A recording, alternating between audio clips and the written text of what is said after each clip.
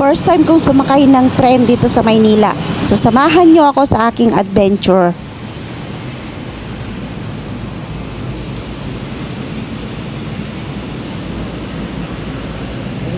Paano?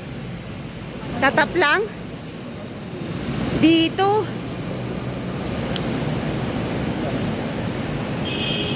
Dito? 30. Oo. Matry nating sumakay ng MRT ng Manila. O, sige.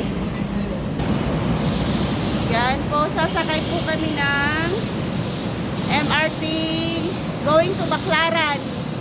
O, Baclaran to airport.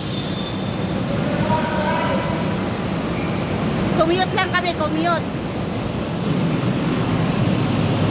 Wala kaming nasakyan na Pasay mula Tarlac, so nagbaclaran na lang kami para ma-experience din namin yung pagsakay dito sa tren ng Maynila. Alas 9:30 na po ng gabi, so wala na pong katao-tao dito. At ayan, nandiyan na yung tren. Nakikita ko na siyang bumubungad, so hintayin natin yung ating pagsakay.